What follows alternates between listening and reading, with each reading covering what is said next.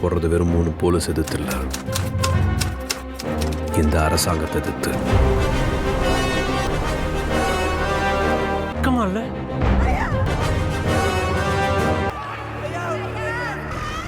ಏನು ಕೇಳ್ಕನಾದೆ ತನದೆ ಆಸತ್ತು ನಡೆಯರು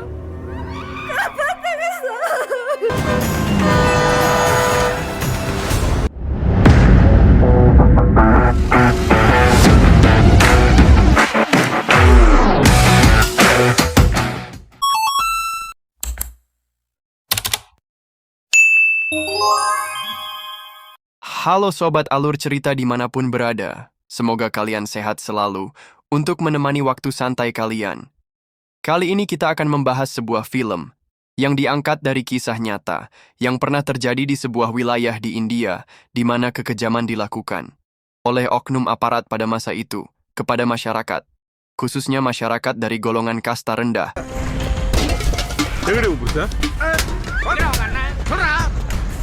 Film ini diberi judul Jai Bhim. Bagaimana kisah lengkapnya? Langsung saja kita bahas.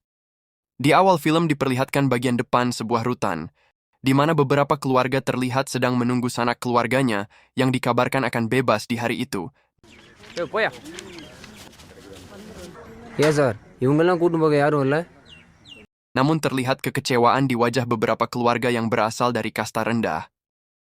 Setelah mereka menunggu lama, namun ternyata para polisi tidak membebaskan anggota keluarga mereka. Para polisi hanya membebaskan tahanan yang berasal dari keluarga dengan kasta tinggi saja, sementara tahanan dengan kasta rendah dimasukkan kembali ke dalam tahanan, meski sebenarnya keseluruhan para tahanan itu adalah korban salah tangkap. Namun para polisi itu tidak peduli sama sekali. Karena prinsip para oknum polisi di sana, yang penting ada tersangka. Mereka bersalah atau tidak, para polisi itu tidak peduli. Sebab jika dipaksa mengaku dengan cara yang biasa mereka lakukan, maka para tahanan itu nantinya juga akan mengaku. Dan dengan begitu, para polisi itu akan segera mendapatkan kenaikan pangkat. Di tempat lain, Senggani dari suku Irula membantu suaminya Raja Kanu yang sedang sibuk menangkap tikus. Sebagai keluarga yang berasal dari kasta rendah, hanya itulah pekerjaan yang bisa mereka lakukan di desa itu. Karena kaum Irula adalah golongan yang tidak dianggap keberadaannya oleh masyarakat setempat, bahkan oleh pemerintah. Mereka tidak diperbolehkan memiliki lahan, bahkan mereka juga tidak memiliki kartu identitas sebagai warga negara. Raja Kanu sangat ahli dalam menangkap tikus dan ular. Itu sebabnya ia mendapatkan lebih banyak tikus. Ia pun membagi tikus tangkapannya dengan keluarga lainnya, untuk mereka jadikan makan malam. Begitulah keseharian kaum Irula yang memprihatinkan. Mereka hanya bertahan hidup dari hasil buruan, dan kediaman mereka hanyalah gubuk-gubuk kecil beratap dedaunan yang mereka bangun sendiri di sekitar bukit. Sebenarnya mereka selalu berusaha mengajukan permohonan pada pemerintah setempat agar mereka mendapatkan hak, layaknya warga negara. Namun hal itu tidak pernah mendapat tanggapan baik. Beruntung ada seorang wanita yang berhati mulia bernama Mitra. Dia bersedia datang ke lingkungan mereka untuk memberikan pendidikan gratis pada anak-anak mereka.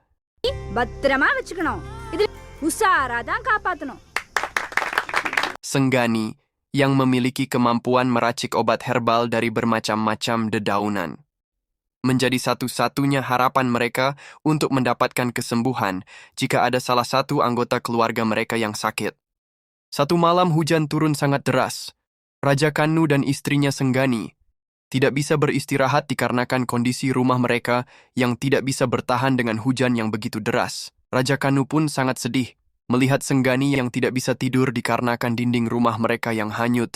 Ia pun berjanji pada Senggani bahwa kelak ia akan membuatkan rumah berdinding tembok untuk Senggani dan anak mereka. Mendengar ucapan suaminya, Senggani pun tersenyum. Keesokan harinya, Raja Kanu mendapatkan pekerjaan untuk menangkap ular yang masuk ke dalam rumah orang kaya di kampung itu. Sebagai orang yang ahli menangkap ular, tentu saja Raja Kanu pun menerima pekerjaan itu. Ia bergegas ke rumah orang kaya tersebut dengan harapan bahwa orang kaya tersebut mungkin akan memberikan upah untuk jasanya.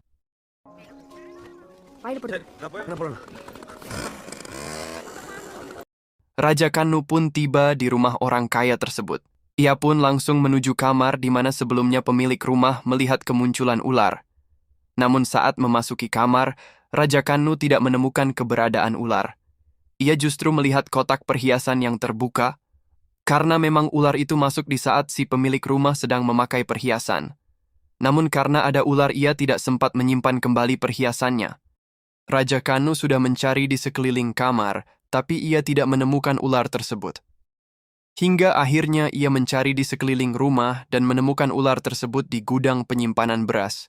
Dan Raja Kanu pun berhasil menangkap ular tersebut. Di hari berikutnya, Raja Kanu berkata pada Senggani bahwa ia akan berangkat ke kota untuk mencari pekerjaan, sebab ia ingin mewujudkan impiannya membangun rumah dari batu bata untuk keluarganya. Jika terus berada di desanya, maka ia tidak akan bisa mewujudkan impiannya tersebut. Meski pada awalnya Senggani merasa berat melepaskan kepergian suaminya. Tapi pada akhirnya ia pun merelakan kepergian Raja Kanu untuk mencari rezeki ke kota. Di kota, Raja Kanu bekerja di tempat pembuatan batu bata. Ia bekerja dengan giat demi mewujudkan impiannya membangun rumah dari batu bata untuk keluarganya. Di tempat lain, polisi sedang melakukan olah TKP di rumah Tuan Rajesh. Nyonya Subulakshmi yang merupakan istri Tuan Rajesh mengaku telah kehilangan sejumlah uang dan perhiasan miliknya. Setelah melakukan olah TKP, polisi pun menemukan sebuah sidik jari. Tuan Rajesh menjelaskan bahwa beberapa hari yang lalu ada seseorang dari suku Irula bernama Raja Kanu yang masuk ke kamarnya untuk menangkap ular. Dan tanpa penyelidikan lebih lanjut, polisi langsung menetapkan bahwa Raja Kanu adalah pelaku pencurian di rumah Tuan Rajesh tersebut. Raja Kanu yang baru saja gajian, berencana pulang beberapa hari untuk menemui keluarganya. Sebelumnya ia pun membeli beberapa barang sebagai oleh-oleh untuk Senjeni dan anaknya. Polisi yang telah menetapkan Raja Kanu sebagai tersangka langsung mendatangi rumah Raja Kanu. Namun karena Raja Kanu tidak ada di tempat, akhirnya mereka menyeret Senjeni dan membawanya ke kantor polisi.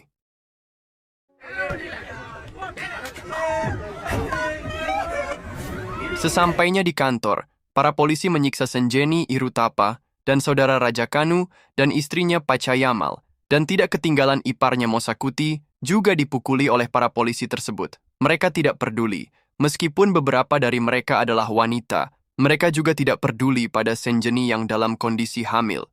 Para polisi itu tetap memukuli Senjeni dan saudara-saudaranya. Para polisi melampiaskan kekesalan mereka karena tidak bisa menemukan Raja Kanu. Di antara beberapa oknum polisi yang semena-mena itu, ada seorang polisi yang masih memiliki hati nurani. Ia membawa Senjeni dan memberinya makanan, namun Senjeni tidak bisa menelan makanannya saat mendengarkan teriakan saudara-saudaranya yang terus saja dipukuli tanpa henti. Sementara Raja Kanu yang belum mengetahui apa yang menimpa keluarganya, sedang berjalan menuju rumahnya dengan hati yang bahagia, membayangkan anak istrinya yang pasti akan senang membuka oleh-oleh darinya. Namun di tengah jalan Raja Kanu ditangkap oleh beberapa preman yang telah dibayar oleh polisi untuk mencari keberadaan Raja Kanu. Para preman itu pun membawa Raja Kanu ke kantor polisi dengan cara yang sangat brutal. Sepanjang jalan mereka terus memukuli Raja Kanu, bahkan menghantamkan wajahnya ke tembok. Kita tidak bisa menampilkan adegannya ya sobat, dikarenakan adegan tersebut sangat brutal. Setelah polisi berhasil menangkap Raja Kanu, mereka melepaskan Senjeni, tapi tidak dengan yang lainnya. Di dalam tahanan, polisi memaksa Raja Kanu untuk mengakui bahwa ialah pelaku pencurian di rumah Tuan Rajesh. Meski sekujur tubuh mereka penuh luka akibat pukulan oknum polisi tersebut, namun mereka tidak mau mengakui hal yang tidak mereka lakukan.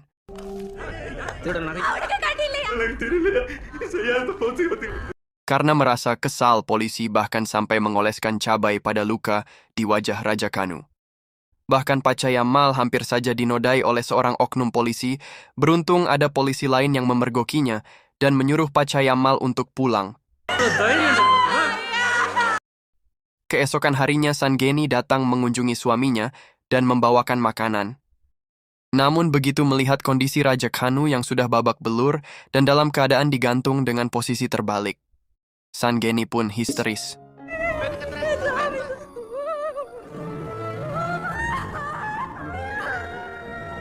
Untuk menelan makanan pun Raja Kanu sudah tidak mampu. Karena mulutnya sudah pecah di segala sisi, mendapati kondisi suaminya yang memprihatinkan, Sengani mengucapkan sumpah serapah pada para polisi itu. Para polisi yang kesal kembali menyeret Raja Kanu ke dalam tahanan, layaknya menyeret hewan ternak. Salah seorang polisi menyarankan pada Sengani, jika ingin membantu suaminya, maka ia harus mencari seorang pengacara ataupun seseorang yang memiliki pengaruh. Mendengar saran itu, Sengani pun pergi menemui kepala desa. Namun kepala desa tersebut tidak bersedia membantu Sengani. Ia bahkan berkata bahwa kaum Irula bukanlah warganya. Akhirnya Sengani pun kembali ke rumahnya dengan hati yang penuh kesedihan. Di tengah kesedihannya, Sengani menerima kabar bahwa Raja Kanu dan kedua saudaranya telah melarikan diri dari tahanan. Mendengar hal itu, Sengani pun bergegas ke kantor polisi untuk mencari informasi tentang suaminya. Sesampainya di kantor polisi, Sengani mendapati bahwa benar, Raja Kanu dan kedua saudaranya sudah tidak ada di kantor polisi. Pemimpin suku Irula merasa ada kejanggalan mengenai kaburnya Raja Kanu dan kedua saudaranya dari tahanan. Sebab sebelumnya sudah sering terjadi bahwa kaum Irula yang ditahan di sana menghilang tanpa informasi yang jelas. Akhirnya kepala suku Irula membantu Sengani untuk melaporkan hilangnya Raja Kanu ke polisi pusat. Sengani juga mencoba mencari informasi tentang Raja Kanu di tempat kaum suku Irula biasa bekerja, meski sudah berjalan kaki berpuluh-puluh kilometer dalam kondisi hamil. Namun Sengani tidak menemukan informasi apapun tentang keberadaan Raja Kanu. Sementara itu, polisi pusat yang menerima laporan hilangnya Raja Kanu dan saudaranya menginformasikan bahwa kasus tersebut akan memasuki tahap gelar perkara. Oleh karena itu, Sengani diminta membawa pengacara. Maitra pun membantu Sengani untuk mencari pengacara. Namun dikarenakan Sengani tidak mampu membayar pengacara, akhirnya tidak ada satupun pengacara yang bersedia membantunya. Hingga rekan Tuan Krishnan menyarankan agar Sengani mencoba menemui seorang pengacara dan aktivis hak asasi manusia bernama Chandru. Mitra pun membantu Sengani menemui Chandru. Chandru merupakan seorang pengacara yang cukup ditakuti oleh lawan-lawannya, karena ia selalu memenangkan kasus yang ia tangani.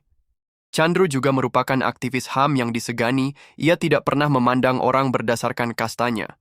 Baginya manusia seharusnya sama di mata hukum dan mendapatkan hak yang sama sebagai warga negara.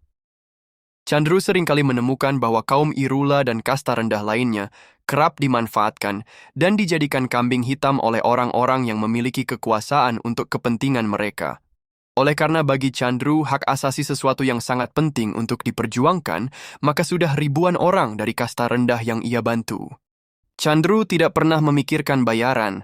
Baginya jika ia mampu menolong orang lain itu adalah kebahagiaan terbesarnya. Siang itu Chandru sedang melakukan unjuk rasa mitra dan Sengani pun menemuinya. Chandru pun meminta Sengani menceritakan secara detail apa yang menimpa keluarganya.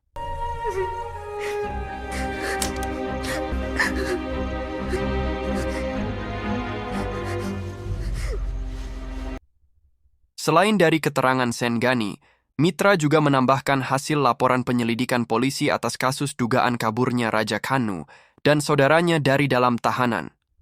Berdasarkan hasil laporan, 3 tersangka tersebut dinyatakan kabur dari dalam tahanan pada tanggal 6 April 1995, tepatnya jam 21.55. Terdapat 2 orang saksi, yaitu Dr. Mahesh, yang mengatakan bahwa sempat ada 3 orang yang datang untuk meminta resep obat. Dan pihak dari apotik juga mengatakan bahwa ada 3 orang yang datang menebus obat berdasarkan resep dari Dr. Mahesh. Berdasarkan kesaksian, itulah polisi menyimpulkan bahwa ketiga tersangka tersebut sudah melarikan diri dari tahanan dengan membawa uang dan perhiasan hasil curiannya. Chandru menemukan kejanggalan berdasarkan kedua keterangan tersebut. Sebab menurut cerita Sengani, kondisi Raja Kanu dan 2 saudaranya pada saat itu sangat lemah. Dengan tubuh yang penuh luka dan fisik yang sangat lemah, maka Chandru menyimpulkan bahwa tidak mungkin rasanya jika mereka bisa melarikan diri dalam waktu sesingkat itu. Chandru pun mulai meneliti fakta kesesuaian antara hasil laporan polisi dan juga keterangan Sengani, hingga Chandru membuat sebuah petisi hilangnya 3 orang dari dalam tahanan untuk diajukan ke pengadilan. Jika petisi itu diterima, maka hilangnya Raja Kanu, dan kedua saudaranya akan mendapatkan tindakan secara hukum. Pada saat pengajuan petisi, Chandru meminta pada Sengani saat hakim bertanya agar ia menjawab dengan jujur tanpa mengurangi atau menambahi. Chandru berkata bahwa kejujurannya lah yang akan menolongnya dan keluarganya. Mendengar hal itu, Sengani pun mengangguk. Chandru pun mulai membaca isi petisinya, dan dibantu keterangan dari Sengani, para hakim pun menerima pengajuan petisi itu. Hingga tiba saat sidang pertama digelar, pihak kepolisian membawa saksi, yaitu Dr. Mahesh. Dr. Mahesh pun memberikan kesaksiannya. Namun berdasarkan kesaksian itu, ditemukan fakta bahwa Dr. Mahesh adalah dokter yang biasa mengobati pasiennya dengan obat-obatan herbal. Sementara berdasarkan resep yang ia berikan pada saat itu merupakan resep obat medis yang biasa diberikan oleh dokter konvensional. Karena hal itu, hakim pun langsung menyatakan bahwa Dr. Mahesh adalah dokter gadungan, dan saat itu juga izin prakteknya dicabut. Saat Chandru bertanya berapa jauh jarak antara kantor polisi dan klinik Dr. Mahesh serta apotik, di mana mereka menebus obat pada polisi yang menjadi penyidik kasus hilangnya 3 tahanan, namun polisi tersebut menjawab lupa. Chandru pun menambahkan bahwa sebelum sidang dimulai, ia telah mengecek jarak antara kantor polisi dan klinik Dr. Mahesh sekitar 2 km ke arah timur, sedangkan apotik berjarak sekitar 1 km ke arah barat kantor polisi. Dan jika hasil laporan polisi benar, maka sangatlah konyol jika ketiga tahanan itu harus berjalan bolak-balik melewati kantor polisi untuk menebus obat tersebut. Dan andai mereka memilih melakukannya, seharusnya polisi sudah menangkap mereka. Sebab menurut kesaksian Sengani, pagi harinya terakhir kali ia menjenguk Raja Kanu, kondisinya sangat lemah, bahkan untuk berjalan saja ia kesusahan, maka sangatlah mustahil dengan kondisi yang sangat lemah dengan tubuh penuh luka, mereka bisa bolak-balik melewati kantor polisi dalam waktu sesingkat itu. Akhirnya, inspektur polisi itu pun tidak bisa mengelak lagi, dan akhirnya mengakui bahwa ia tidak pernah melakukan penyelidikan. Namun ia hanya menandatangani surat penyelidikan yang dilakukan bawahannya. Hakim pun memutuskan bahwa sidang akan terus dilanjutkan di hari yang telah ditentukan. Dan kepada inspektur polisi yang telah lalai dalam tugasnya, hakim menjatuhkan sanksi yang akan ditetapkan oleh departemen karena telah melanggar sumpah jabatannya. Kalahnya pihak kepolisian di persidangan menjadi berita hangat di surat kabar. Alhasil polisi pun menurunkan pengacara ternama bernama Ram Mohan untuk berhadapan dengan Chandru. Sebab jika kepolisian kalah di persidangan, maka nama baik kepolisian akan rusak di mata masyarakat. Polisi yang merasa sudah terdesak mencoba menawarkan kesepakatan pada Sengani untuk mencabut laporannya. Untuk hal itu mereka mengiming-imingi akan memberikan sejumlah uang dan sebidang tanah untuk Sengani dan keluarganya. Meski kepala desa juga turut membujuk Sengani untuk mencabut laporannya, namun Sengani menolak dikarenakan ia belum mengetahui keberadaan suaminya. Karena kesal atas penolakan Sengani, polisi yang menemui Sengani membawa anaknya dengan paksa, dengan tujuan untuk mengintimidasi, agar Sengani mau menerima tawaran mereka. Sengani mengadukan hal itu pada Chandru. Chandru menyuruh Sengani untuk menyusul anaknya ke kantor polisi, sementara Chandru langsung melaporkan intimidasi yang telah dilakukan beberapa oknum polisi tersebut terhadap Sengani dan anaknya. Inspektur polisi tersebut pun langsung mendapatkan teguran dari atasannya, sebab intimidasi yang mereka lakukan telah diketahui pihak pengadilan, dan tentu saja hal itu semakin berdampak buruk pada citra kepolisian, karena ketakutan. Setelah dimarahi atasannya, inspektur polisi itu pun akhirnya berubah jadi bersikap sangat baik dan sangat sopan pada Sengani. Bahkan mereka menawarkan untuk mengantarkan Sengani pulang ke rumahnya saat ia datang menyusul anaknya, namun Sengani menolak. Saat jadwal sidang selanjutnya pun tiba, pihak pengacara Ram Mohan membawa saksi baru, yaitu seorang penjaga kedai teh yang memberikan kesaksian bahwa di hari kejadian ada 3 orang pria dengan luka-luka yang datang ke kedai teh miliknya. Tidak hanya itu, Ram Mohan juga menghadirkan saksi seorang pria yang merupakan bos di tempat Irutapan bekerja. Ia berkata bahwa Irutapan sempat menelponnya untuk memberitahu bahwa ia sedang berada di luar kota. Ia mengaku bahwa Raja Kanu dan Mosakuti telah kabur dari penjara. Bahkan ia juga berkata bahwa ia telah memberitahukan pada Sengani atas permintaan Irutapan merasa di atas angin atas kesaksian yang berpihak padanya, pengacara Ram Mohan pun berkata bahwa kasus ini hanyalah rekayasa daripada pihak oposisi untuk menjatuhkan pemerintah. Dan jika mereka menang, mereka pasti sudah dijanjikan imbalan yang besar. Tidak hanya itu, Ram Mohan pun berkata, sebaiknya kasus ini segera ditutup saja. வருத்தப்படுறாங்க. Mr. Chandru, is this a high court or a history class? I don't understand. என்ன பேசுறீங்க? Sir. Chandru yang terpojok tidak bisa memberikan bukti apa-apa dikarenakan ia tidak memiliki saksi tambahan. Chandru hanya meminta pada hakim agar memberinya waktu untuk membuktikan bahwa semua tuduhan pengacara Ram Mohan tidaklah benar demi menjunjung tinggi rasa keadilan. Hakim pun menerima permohonan Chandru dan menunda sidang di waktu yang ditentukan. Sekembalinya dari persidangan, Chandru sangat marah pada Senggeni. Dikarenakan Senggeni tidak menceritakan dari awal tentang Irut Tapan yang sempat menelpon bosnya. Padahal sejak awal ia telah meminta Senggeni untuk memberitahunya segala yang diketahui. Senggeni melihat Chandru yang sangat kecewa, Mitra pun berkata bahwa ia sangat yakin Raja Kanu dan yang lainnya tidak bersalah. Namun ia juga tidak tahu bagaimana membuktikannya, tapi ia ingat satu hal, bahwa Irut Tapan tidak hafal abjad dan angka. Mitra yakin sebab ia satu-satunya orang yang mengajar baca tulis di lingkungan kaum Irula tersebut. Ia ingat betul bahwa Irut Tapan, Raja Kanu dan Mosakuti belum hafal abjad dan angka, maka sangat mustahil Irut Tapan bisa menelpon tanpa adanya bantuan orang lain. Mendengar ucapan Mitra, akhirnya Chandru kembali bersemangat untuk mencari bukti yang bisa ia ajukan di persidangan mendatang. Chandru pun mencari lokasi di mana Irut Tapan menelpon bosnya. Dengan berbagai cara, akhirnya Chandru menemukan bahwa panggilan telepon yang dilakukan Irut Tapan berasal dari sebuah warung telepon yang ada di sebuah daerah bernama Kerala.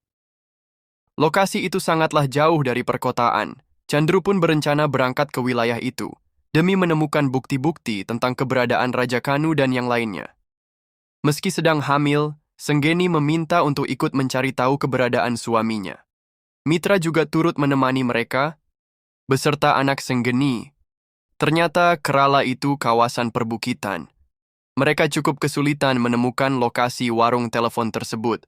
Saat kelelahan beristirahat, Senggeni berkata pada Chandru bahwa ia sangat berterima kasih kepada Chandru yang telah banyak mengorbankan waktu dan pikirannya untuk menolong Senggeni dan keluarganya. Namun Senggeni meminta maaf karena saat ini ia tidak memiliki uang maupun barang berharga yang bisa ia berikan pada Chandru untuk membayarnya. Mendengar hal itu, Chandru pun tersenyum dan menjawab bahwa ia tidak dibayar dengan uang. Namun ia dibayar dengan tidur yang nyenyak ketika orang-orang yang ia perjuangkan telah mendapatkan keadilan. Pada pagi hari, akhirnya mereka menemukan warung telepon dari mana Irut Tapan menelpon sebelumnya. Chandru pun menjelaskan pada pemilik warung telepon tersebut dan memintanya untuk bersedia menjadi saksi dalam persidangan mendatang. Saat sidang kembali digelar, Chandru pun langsung menghadirkan pemilik warung telepon tersebut. Ia pun bercerita bahwa ia memiliki sebuah warung telepon kecil di desa Kerala. Warung teleponnya itu dibuat hanya untuk diisi oleh satu orang saja. Namun pada saat itu ada 3 orang yang memaksa masuk ke dalam warung telepon miliknya. Oleh karena itu ia pun menegurnya. Namun saat itu mereka berkata bahwa panggilan telepon yang mereka lakukan adalah urusan polisi yang sangat penting. Mendengar hal itu, meski merasa kesal, akhirnya ia pun membiarkannya. Mendengar kesaksian pemilik warung telepon tersebut, Chandru meminta agar ia memberikan ciri-ciri ketiga orang yang memasuki warung miliknya. Betapa mengejutkan karena pemilik warung telepon itu malah langsung menunjuk Inspektur Polisi Guru Murti dan 2 orang bawahannya yang ada di ruang sidang saat itu. Chandru yang merasa banyak oknum kepolisian yang bertugas di daerah itu sudah tidak lagi bisa ia percayai. Akhirnya ia pun meminta izin pada hakim untuk memilih polisi yang akan melanjutkan penyelidikan kasus hilangnya Raja Kanu. Dan kedua saudaranya, beruntung hakim pun mengabulkan permintaan Chandru. Setelah melalui proses pembuktian yang berliku, Senggeni, Mitra, pengacara Chandru dibantu polisi yang ia tunjuk, akhirnya terungkap bahwa Raja Kanu sebenarnya telah tewas di dalam tahanan setelah dipukuli oleh Guru Murti dan oknum polisi lainnya. Dan untuk menyembunyikan perbuatan mereka, Guru Murti membuang jenazah Raja Kanu di perbatasan. Sementara Irut Tapan dan Mosakuti mereka pindahkan ke rutan lain. Air mata Sengeni tidak terbendung mendengarkan kesaksian Mosakuti yang pada akhirnya berhasil mereka hadirkan di persidangan.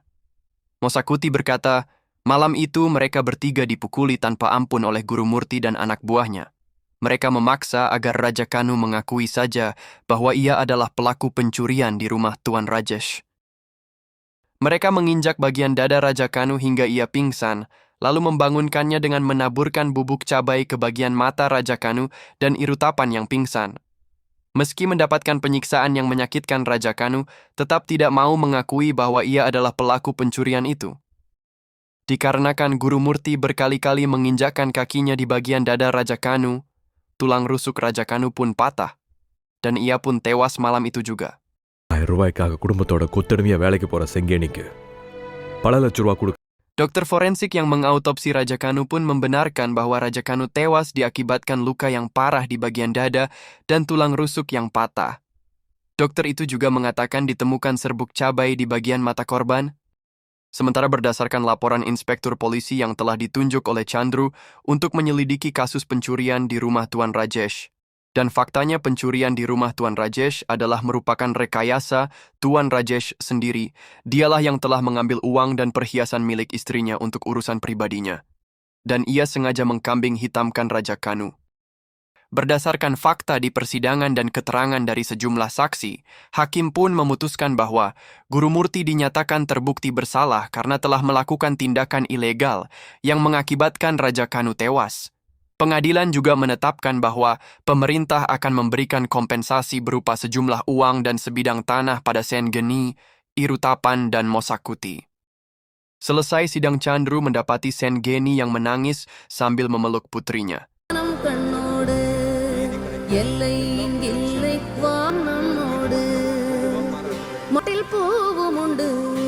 Chandru menyadari meskipun pengadilan telah menghukum Guru Murti dan memberi kompensasi berupa uang dan sebidang tanah. Namun hal itu tidak akan bisa mengobati luka hati Sengeni yang kehilangan suaminya, terlebih ia harus menerima kenyataan bahwa suaminya telah tewas dengan cara yang sangat mengenaskan.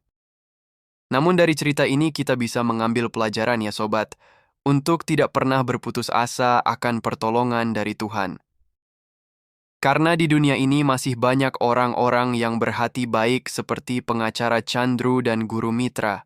Jika kamu tidak menemukan orang-orang baik tersebut, mungkin kamulah yang harus menjadi orang itu. Maka jadilah salah satu dari orang-orang yang baik itu.